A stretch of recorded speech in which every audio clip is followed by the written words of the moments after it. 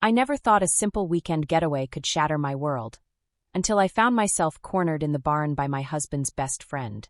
His words, his touch, the way he looked at me, I should have stopped it right then. But I didn't. And what happened next changed everything. Was it betrayal, temptation, or something far more dangerous? I had no idea how far it would go, or how much I'd lose. Emma and David had been married for 6 years, a picture-perfect couple, or so it seemed. Their life was steady, predictable, and comfortable. David worked long hours at his corporate job, providing them with a beautiful home and financial security, while Emma focused on managing their household and dreaming of starting a family someday. Despite their love, Emma often felt something was missing. The spark they once had seemed to fade into a routine of late-night dinners and conversations about bills. She brushed it off, convincing herself it was normal after years of marriage. So when David's best friend, Ryan, invited them to spend the weekend at his newly inherited family cabin, Emma saw it as an opportunity to reconnect. Ryan had always been a part of their lives, charming, funny, and reliable. He and David had grown up together, and Emma trusted him implicitly. The drive to the cabin was filled with laughter and shared memories. Ryan welcomed them with his usual warm smile and open arms, making them feel at ease. The cabin was rustic yet cozy, surrounded by towering trees and endless silence, a far cry from the noise of their busy lives. Everything felt perfect at first. They spent the afternoon exploring the woods and sharing stories by the fire. Emma couldn't help but notice how relaxed David seemed, and for the first time in a long time, she felt hopeful about their relationship. But there was something about Ryan that made her uneasy. Maybe it was the way his eyes lingered on her a little too long, or how his compliments felt more personal than friendly. Emma dismissed it as harmless. He'd always been playful. Yet, as the evening stretched on and the drinks flowed, she couldn't ignore the tension building in the air. David, exhausted from the day, went to bed early, leaving Emma and Ryan alone by the fire. The room felt smaller, the flickering light casting shadows that made her heart race. She told herself it was just the wine and the isolation of the cabin playing tricks on her mind. But deep down, Emma knew something was about to change. And once it did, there would be no going back. The next morning, Emma woke up feeling restless. David was already outside, helping Ryan chop wood, leaving her alone in the quiet cabin. She tried to shake off the lingering unease from the night before, but Ryan's words replayed in her mind. "You're different out here," he had said, his voice low and deliberate. More alive. At the time, she had laughed it off, brushing away the compliment. But now, as she watched him through the window, his shirt clinging to his body with sweat, and his gaze meeting hers briefly before he looked away, the tension gnawed at her. She joined them outside, hoping to feel normal again. Ryan greeted her with an easy smile, but there was something in his eyes, a flicker of recognition, as if they shared a secret no one else knew. "Morning, Emma. Sleep well." His voice carried a weight that made her pulse quicken. David, oblivious to the shift in the atmosphere, handed her a cup of coffee and kissed her on the cheek. "We're almost done here. Ryan's got a new fence he wants to show us later." Emma forced a smile, but her hands trembled around the coffee cup. She couldn't shake the feeling that Ryan's gaze lingered a little too long. Later, as they walked along the fence line, David drifted ahead, examining the woodwork, leaving Emma and Ryan trailing behind. "This place suits you," Ryan said, his voice softer now. "You seem free out here." Emma's breath caught. "Ryan, don't. Don't what?" He stepped closer. "I'm just being honest." She stopped, putting space between them. "You're making this weird." Ryan's expression shifted, a flicker of frustration crossing his face before he softened. "I'm sorry. I didn't mean to upset you." But he didn't move away. That night, after dinner, David fell asleep early again. Emma sat by the fire, her nerves on edge as Ryan poured them each another glass of wine. She told herself it was harmless, just two old friends talking. But the way Ryan leaned closer, his knee brushing against hers, sent shivers down her spine. "You know," he murmured, his voice barely above a whisper, "I've always wondered what it would be like if things were different." Emma froze. "What do you mean?" He smirked, but there was no humor in it. "You know exactly what I mean." Her heart pounded as she stood abruptly, spilling a bit of wine onto the rug. "I think I should check on David." Ryan stood too, blocking her path. "Emma, don't pretend you don't feel it too." She pushed past him, her breath shallow and her pulse racing. She couldn't believe what was happening. Couldn't believe how easily the line between trust and betrayal was beginning to blur. When she climbed into bed beside David, his arm instinctively draped over her waist, Emma felt the weight of guilt pressing down on her. She hadn't done anything yet, but the danger of what might happen felt closer than ever. As she lay awake, staring at the ceiling, she knew she had to make a choice. But part of her wasn't sure if she had the strength to resist the temptation that was already pulling her in. The next morning, Emma tried to act normal, but the air felt heavier, charged with something she couldn't quite name. She avoided Ryan's gaze over breakfast, but his presence lingered, like a shadow she couldn't shake. David was cheerful, completely unaware of the tension that was building. He mentioned fixing something on Ryan's truck and disappeared into the garage, leaving Emma and Ryan alone once again. Emma stood by the kitchen sink, rinsing dishes, when she felt Ryan's step behind her. She froze as his presence closed in, the warmth of his breath brushing against her neck. "Emma!" His voice was low, almost a whisper. She turned around quickly, her hands wet and trembling. "Ryan, this has to stop." His eyes locked onto hers. "Stop what? We haven't done anything." "Exactly," she snapped, her voice cracking. "And we're not going to." But her resolve wavered as Ryan stepped closer, his fingertips grazing her arm. It wasn't much, just a touch, but it sent a jolt through her body. "Don't lie to yourself," he murmured. "You feel it too." Emma pulled away, her heart racing. "This is insane. David is your best friend." Ryan's face hardened. "I know, and I hate myself for even thinking this. But I can't stop." Emma wanted to yell, to tell him to leave her alone. Instead, she stood frozen, torn between the guilt she felt for even letting this moment happen and the undeniable heat that spread through her whenever Ryan was near. Later that afternoon, they all went out to the barn. David busied himself with repairs while Emma tried to keep her distance from Ryan, but it was no use.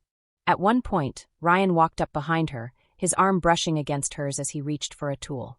The contact was brief, accidental, or was it? But it left her skin tingling. "Emma," he whispered so softly that David couldn't hear. "Say the word and I'll stop. But if you don't..." Her breath hitched. She knew what he was asking. She could end this right now. One word, and the line between them would be redrawn. But no words came. Instead, she stepped back, bumping into a shelf and knocking over a can of nails. The noise startled David, who turned and glanced over. "You okay?" he asked. Emma forced a smile. "Yeah, just clumsy." But as David returned to his work, Emma saw the way Ryan smirked, as if he knew she wouldn't be able to resist him for long.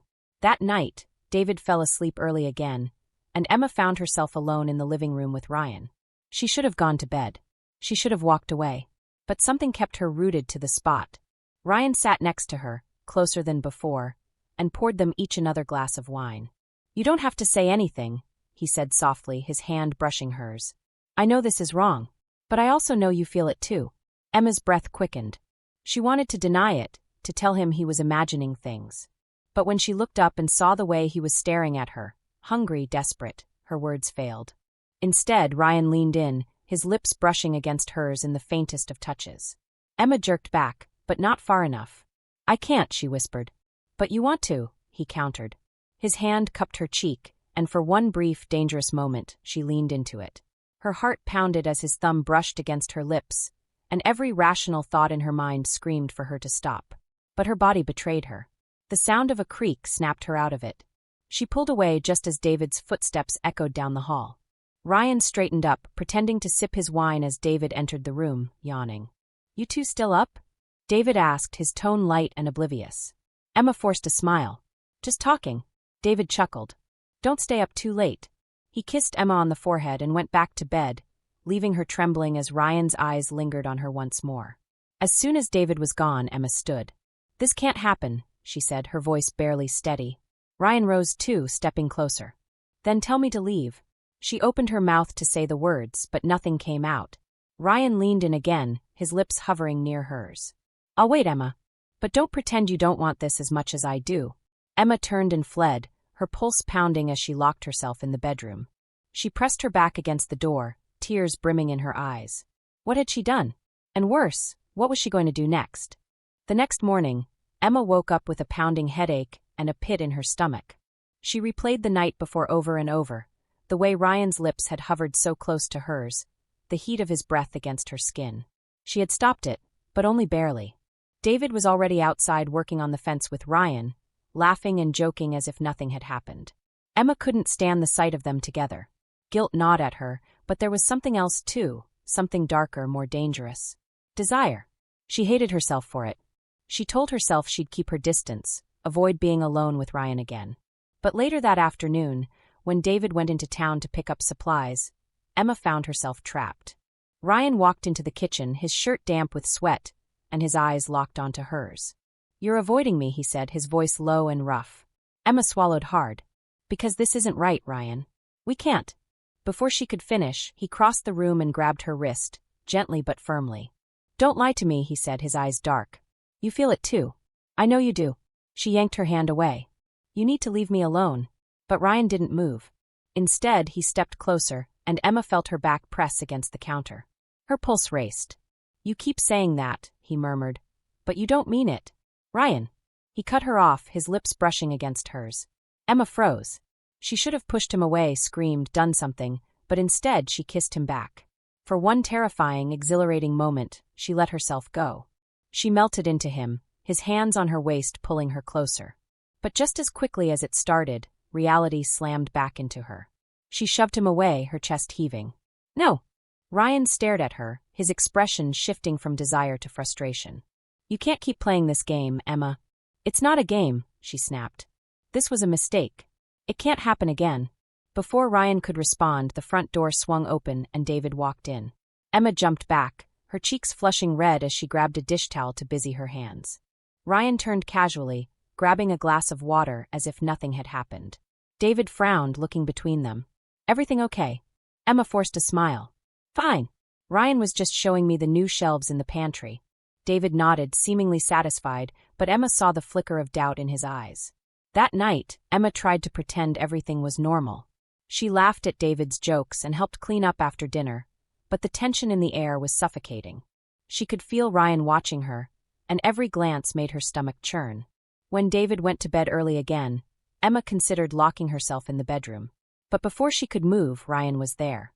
"We need to talk," he said quietly. Emma shook her head. "No, we don't." "Emma." "I said no." Her voice cracked, but she didn't care. She was done pretending this wasn't spiraling out of control. But then, before she could stop him, Ryan grabbed her arm and pulled her into the hallway. "What are you doing?" she hissed. "I can't take this anymore," he said, his voice desperate. "I need you, Emma." Before she could respond, the sound of footsteps made them both freeze. "Emma!" It was David. Emma's blood ran cold. She stepped back from Ryan, just as David appeared at the end of the hall. His eyes moved between them, narrowing as the tension in the air became undeniable. "What's going on?" David's voice was sharp now, the suspicion clear. Emma opened her mouth to speak, but no words came out. Ryan stepped forward, his expression calm. "Nothing, man," he said. Emma just needed help with something in the kitchen. David's eyes darkened. "Help with what?" Emma finally found her voice. "It's not what you think." But David cut her off. "What I think?" His voice rose. "I come out here to spend time with my wife and my best friend, and this is what I walk in on." "David, please." "No." He pointed at Ryan. "You need to leave. Now." Ryan held up his hands. "Look, I'm sorry if this looks bad, but get out." David's voice boomed through the cabin. Ryan hesitated for a moment, his eyes flicking to Emma before he turned and walked out the door. Emma tried to approach David, but he stepped back. "Don't," he said, his voice breaking. "Don't come near me." Tears welled in Emma's eyes. "David, nothing happened." "But it almost did, didn't it?" he snapped. Emma couldn't answer. She knew the truth, and so did he. David shook his head. "I can't even look at you right now." He turned and walked away, leaving Emma standing in the dimly lit hallway, her entire world crashing down around her. She wanted to run after him, to beg him to forgive her, but she knew it wouldn't be that simple. Ryan was gone. David was broken. And Emma was left with nothing but regret, and the terrifying realization that she might have just destroyed everything she loved. The cabin felt emptier after Ryan left, but the silence was deafening. Emma sat at the edge of the bed, staring at the floor, her mind replaying every moment, every mistake. David hadn't come back inside after storming out.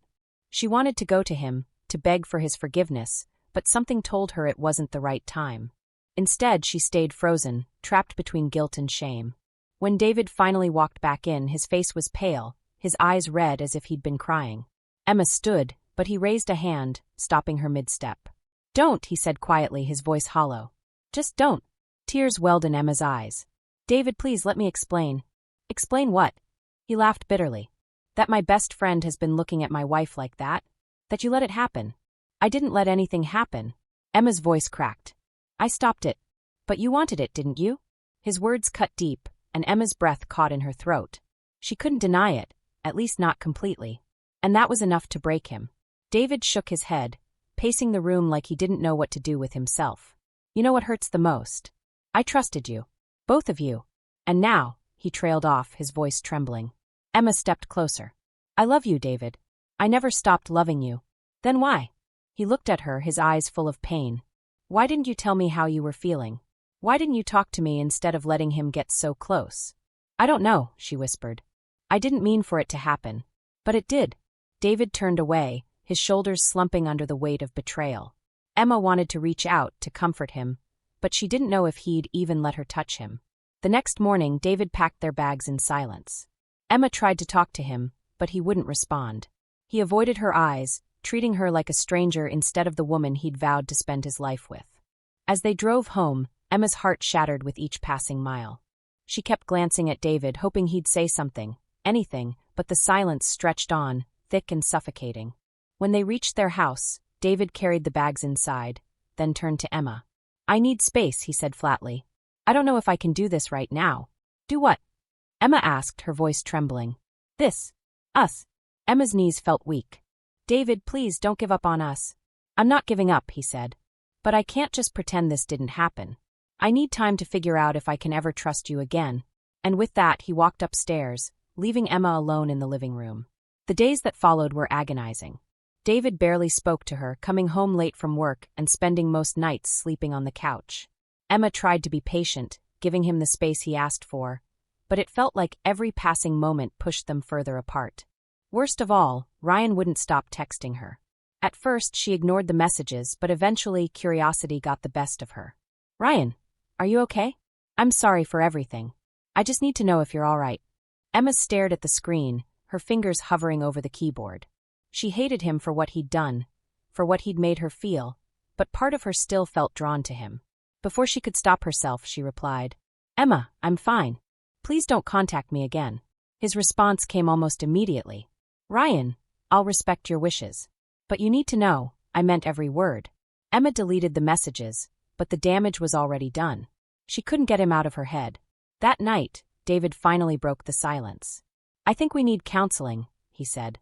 Emma's heart lifted. "I'll do whatever it takes. I'm not promising anything," he warned. "But I need to know if this is worth saving." Tears streamed down Emma's face as she nodded. "It is. I promise." But even as she spoke the words, a small voice in the back of her mind whispered doubts. Could they really rebuild what had been broken? Or had she already lost him forever? The weeks that followed were some of the hardest Emma had ever endured.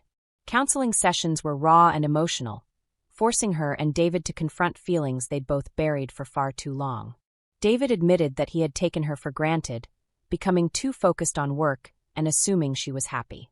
Emma confessed to feeling lonely and invisible, though she insisted it was never an excuse for what happened. "It wasn't just Ryan," Emma said in one session, her voice trembling. "It was the attention. Feeling wanted again." David's jaw tightened, but he nodded. "I get it. I just wish you'd told me instead of letting it go this far." Slowly, through tearful conversations and painful honesty, cracks began to mend. But the scars remained. Emma cut off all contact with Ryan, blocking his number and deleting his messages. She refused to let him linger in her life, not when she was trying so hard to rebuild what she had broken.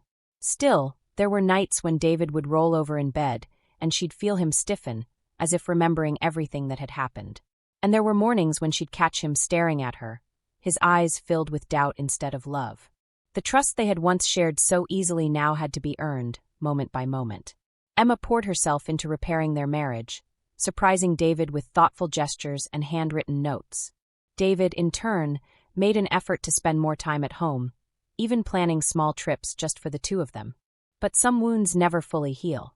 One evening, after months of therapy and rebuilding, David finally spoke the words Emma had been longing to hear. "I forgive you."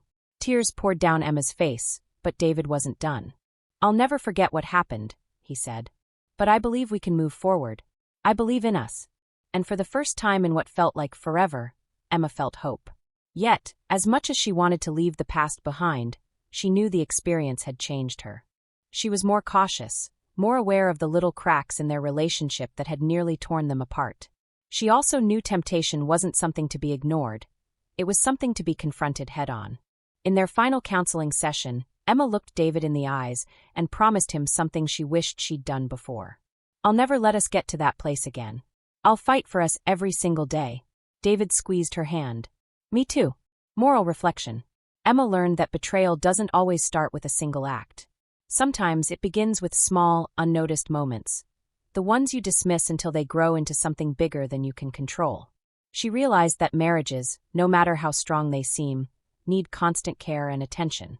It's easy to take love for granted, but once it's tested, rebuilding it takes far more effort than keeping it whole in the first place.